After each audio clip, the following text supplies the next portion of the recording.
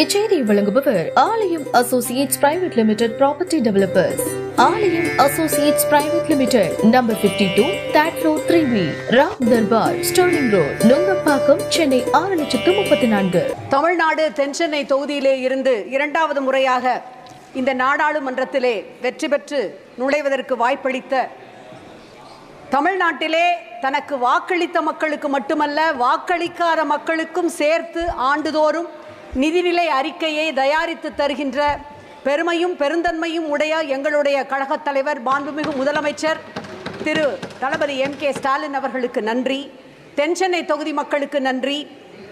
400 இடங்களுக்கு மேல் பெறுவோம் என்றெல்லாம் சொல்லிக் கொண்டிருந்த அந்த பகல் கனவை தவிடுபொடியாக்கி 40 இடங்களிலும் NDA கூட்டணியை சார்ந்த கூட்டணி கட்சியை வெற்றி பெறச் செய்த தமிழ்நாட்டு மக்களுக்கு நன்றி. பேரவைத் தலைவர் அவர்களே, சபையிலே மிக பிரதானமாக செங்கோல் வைக்கப்பட்டிருக்கின்றது. நாம் முடியாட்சியிலே இருந்து துறந்து மக்களாட்சிக்கு வந்து வெகு ஆண்டுகாலம் ஆகிவிட்டது. காழ்ப்பு உணர்ச்சியின்றி, விருப்பு வெறுப்பு இல்லாமல், பாரபட்சமின்றி இந்தியாவிலே இருக்கின்ற அனைத்து மாநில மக்களையும் ஒரு சேர நடத்த வேண்டும் என்பதுதான் அரசியல் சாசன சட்டம் நமக்கு தந்திருக்கின்ற மக்களாட்சியின் மகத்துவம். ஆனால் அதனை மறந்துவிட்டு தமிழ்நாடு, தமிழ் என்கின்ற சொற்களே இல்லாமல் இந்த நிதிநிலை அறிக்கை சமர்ப்பிக்கப்பட்டிருக்கின்றது. ஆகவே என்னுடைய தாய் தமிழில் அருந்தமிழே உன்னால் இருந்தேன், வானோர்தம் விருந்தமிழ்தம் தந்தாலும் வேண்டேன். Oh my dear precious mother tongue, I survive, thrive because of you. I wouldn't pledge it even for the nectar from heaven. எனும் 3000 ஆண்டு பாரம்பரிய மிக்க தமிழ் மொழியிலே என்னுடைய உரையை துவங்கி மேலும் தொடர்கின்றேன். இந்த நிதிநிலை அறிக்கையை சமர்ப்பிக்கும் முன்பாக கூட நம்முடைய நிதியமைச்சர் என்ன சொல்லி இருக்கின்றார்? The government is determined, I quote, to ensure that all Indians, regardless of religion, caste, gender and age, make substantial progress in realizing their life goals and aspirations, unquote. இந்தியாவிலே இருக்கின்ற மாநிலங்களில் ஒன்றான தமிழ்நாட்டின் தமிழர்களாகிய நாங்கள் அப்படி என்றால் இந்தியர்கள் இல்லையா? ஏன் புறக்கணிக்கப்பட்டிருக்கின்றோம்? இந்த நிதிநிலை அறிக்கையை 7வது முறையாக பட்ஜெட் தாக்கல் செய்திருக்கின்றார் என்று பெருமையோடு அனைவரும் கூறுகின்றார்கள். அது மகிழ்ச்சிதான். 8 முறை தமிழ்நாட்டிற்கு மாண்புமிகு பிரதமர் அவர்கள் வருகை தந்தும் ஒரு இடத்தில் கூட அவர்தம் கூட்டணி கட்சிகளை சார்ந்தவர்களை வெற்றி பெற செய்யவில்லை தமிழ்நாட்டு மக்கள் என்றுதான் ஜனநாயகத்தை உயர்த்தி பிடித்த, கூட்டாட்சி தத்துவத்தை உயர்த்தி பிடித்த, மத நல்லிணக்கத்தை உயர்த்தி பிடித்த தமிழ்நாட்டு மக்கள் பழிவாங்கப்பட்டிருக்கிறார்கள் என்று நாங்கள் சொல்லவில்லை, 8 கோடி தமிழ் மக்கள் சொல்லுகின்றார். 10 ஆண்டுகளாக திரும்பி பார்த்திராத அண்டை மாநிலங்களான நம்முடைய பீகாருக்கும் ஆந்திர பிரதேசத்திற்கும் அள்ளி அள்ளி கொடுத்திருக்கின்ற ஒன்றிய அரசாங்கத்திற்கு தமிழ்நாட்டிற்கு கிள்ளி கொடுப்பதற்கு கூட மனமில்லை. ஏப்ரல் மாத GST வசூல் மூலம் பீகார் மாநிலம் ஒன்றிய அரசிற்கு கொடுத்தது 1992 கோடி. ஆனால் தமிழ்நாடு கொடுத்தது 12,210 கோடி. பீகாருக்கு ஒன்றிய அரசாங்கம் இந்த நிதிநிலை அறிக்கையிலே வாரி வழங்கி இருப்பது 37,500 கோடி. தமிழ்நாட்டிற்கு சுழியம், அதாவது 0. இதுதான் மாண்புமிகு பிரதமர் அடிக்கடி சொல்லுகின்ற வசுதேவ குடும்பகம், உலகமெல்லாம் எங்களுடைய குடும்பம் என்பதன் அர்த்தமா? விஸ்வகுருவின் நீதி பரிபாலனம் இதுதானா?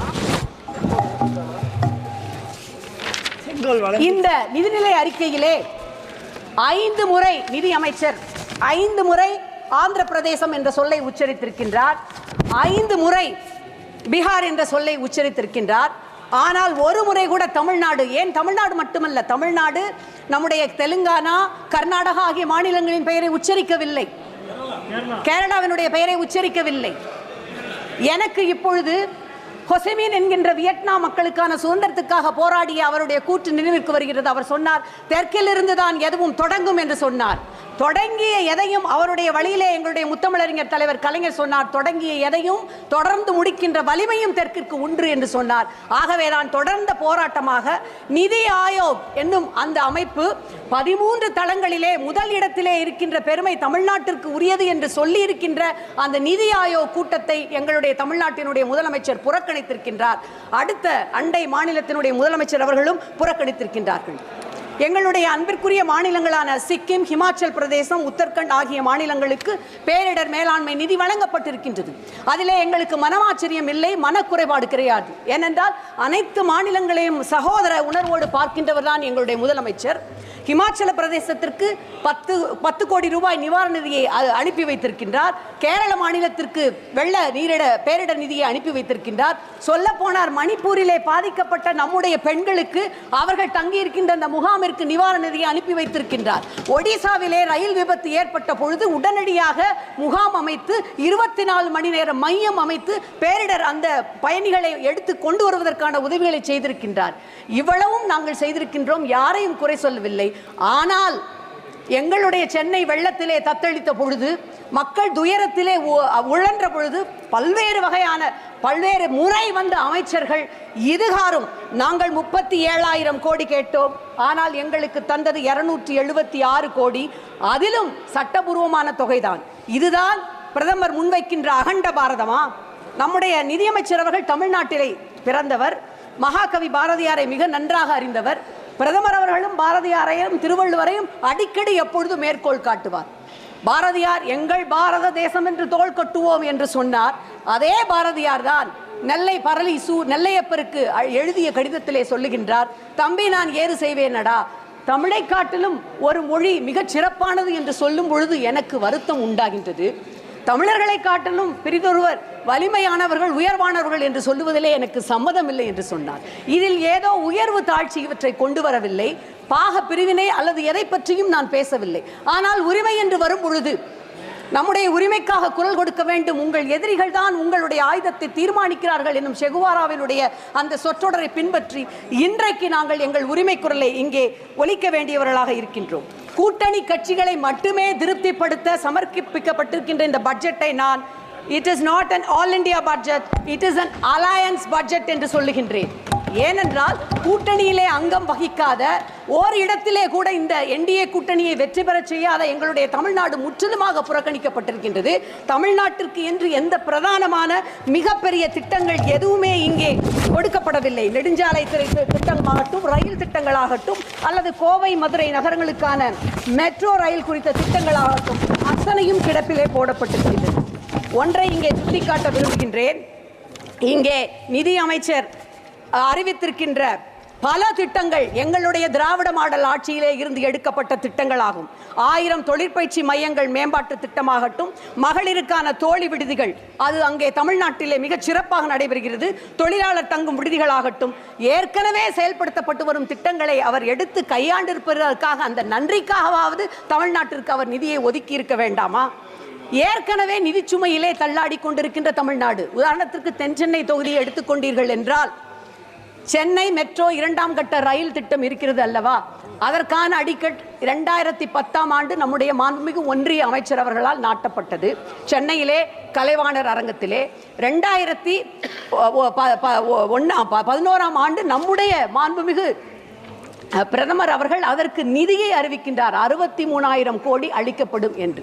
ஆனால் இன்று வரை ஒரு அம்மஞ்சல்லி கூட, அதாவது ஒரு நையா பைசா கூட அந்த திட்டத்திற்கு ஒதுக்கவில்லை.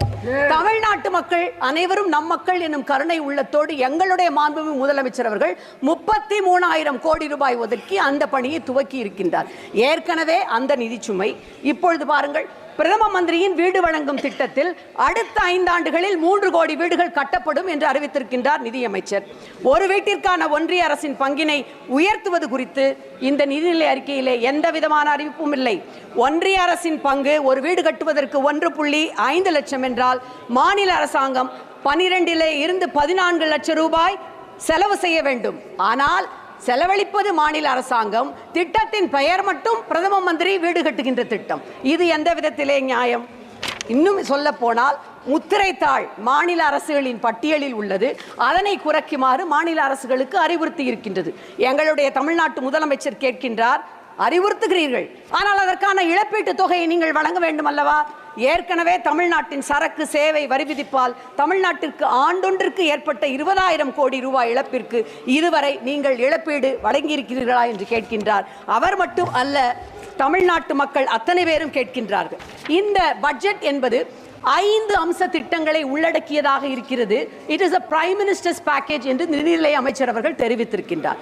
சென்ற இன்டரிம் பட்ஜெட்டிலேயே ஒரு பிராட் ஃப்ரேம்வொர்க்கில் பெண்கள், உழவர்கள், ஏழைகள், இளைஞர்கள் இவர்களுக்கு முன்னுரிமை கொடுத்து இந்த பட்ஜெட் சிறப்பாக செயல்படுத்தப்படும் என்று சொல்லியிருந்தால் அதிலே ஒரு சிறிய ஒரு உள்கட்டமாக இந்த பிரைம் மினிஸ்டர்ஸ் பேக்கேஜை அறிவித்திருக்கின்றார்.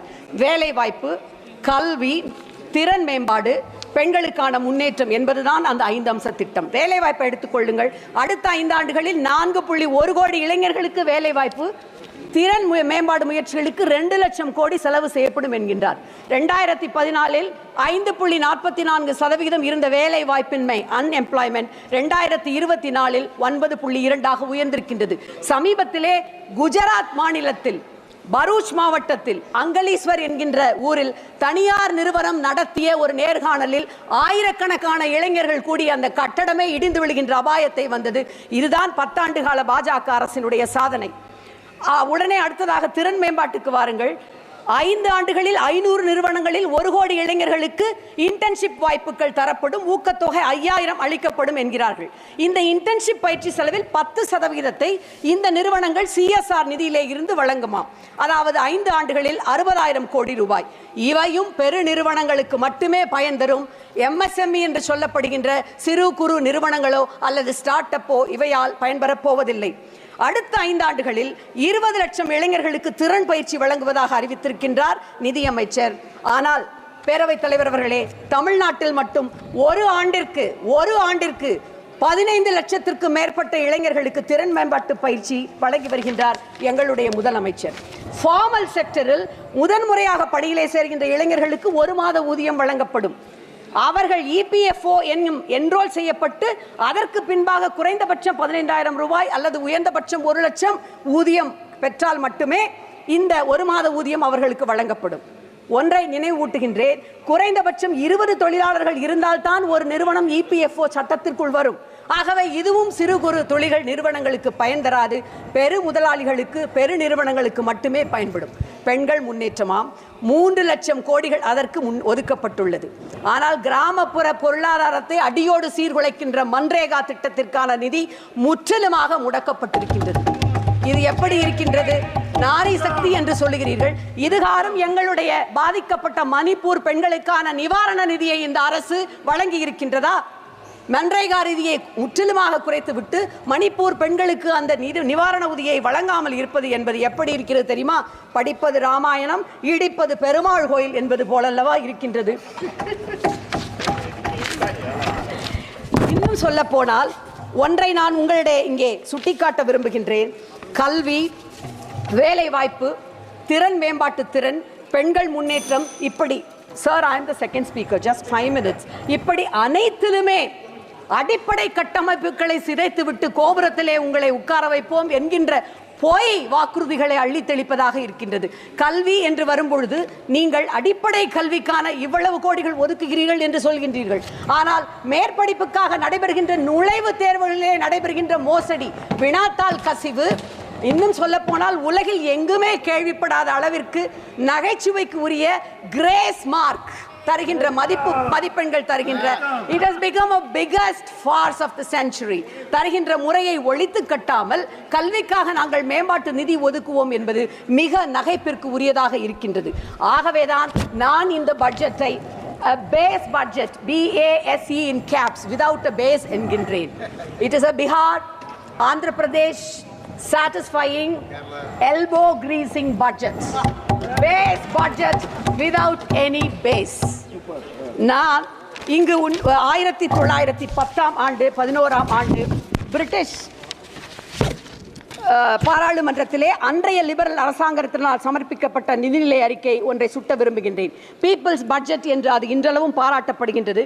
ஏனென்றால் அது பிரிட்டனில் உள்ள வசதிமிக்க பெருமுதலாளிகளிடம் உள்ள பணத்தை அவர்களிடம் வரியாக பெற்று சமூக நலன் சார்ந்த திட்டங்களுக்கு பயன்படுத்தும் அறிவிப்பை வெளியிட்டது. அதை தயாரித்தவர்கள் டெரிபிள் ட்வின்ஸ் என்று சொல்லப்படுகின்ற அன்றைய chancellor of exchequer David Lloyd George, அவரது நண்பர் வின்ஸ்டன் சர்ச்சில். ஆனால் இந்த பட்ஜெட் அதற்கு எதிர்மாறாக மாநிலங்களை மாற்றாந்தாய் மனப்பான்மையோடு அணுகுகின்ற step motherly budget. I would like to quote our party supremo, the founder of our party, அவர் பேரறிஞர் அண்ணாதுரை இங்கே மேலவை உறுப்பினராக இருந்த பொழுது அவர் பேசியதை இங்கே குறிப்பிட விரும்புகின்றேன். I quote, "What right has this government to demand more and more taxes when their performance is of such a low order? I think that this government, after having taxed the people so much, has not given proper returns or proper accounts to the nation. Therefore, though I realize that I do not have the power to stop it, I cannot abet a crime of allocating colossal sums to this inefficient, unrealistic, unresponsive and undemocratic government that is being carried on. But whatever may be the criticism that is offered on this side, they have their numbers and their logic is based on numbers. Therefore, Mr. Chairman, offering this criticism, we have to go to the other forum and receive justice from the only one source, the public. And Mr. Chairman, we are confident of getting a proper verdict." Those were the words by our CNN-A. We have had a proper verdict. எங்களுடைய மக்கள் மிகச் சரியான தீர்ப்பை வழங்கியதால் தான் மெஜாரிட்டியாக இருந்த பாஜக அரசாங்கம் இன்றைக்கு மைனாரிட்டியாக இருக்கின்றது. மேலும் தமிழன் என்ற ஒரு இனம் உண்டு, தனியே அவருக்கு ஒரு குணம் உண்டு. இதை மறந்து மேலும் தமிழர்களை, தமிழ்நாட்டை இந்த அரசாங்கம் வஞ்சிக்குமானால் நம்முடைய மாண்புமிகு நிதியமைச்சர் அவர்கள் சிலப்பதிகாரத்தை மிக நன்றாக அறிவார். அந்த காப்பியத்தில் இளங்கோ அடிகள் கூறிய அந்த வரியை நான் நினைவூட்டுகின்றேன். மேலும் தமிழ்நாட்டை, தமிழ் மக்களை வஞ்சித்தால் இளங்கோ அடிகளுடைய அந்த வரிகளைத்தான் நான் நினைவூட்ட வேண்டும். அரசியல் பிழைத்தோருக்கு அறம் கூற்றாகும். அரசியல் பிழைத்தோருக்கு அறம் கூற்றாகும். நன்றி.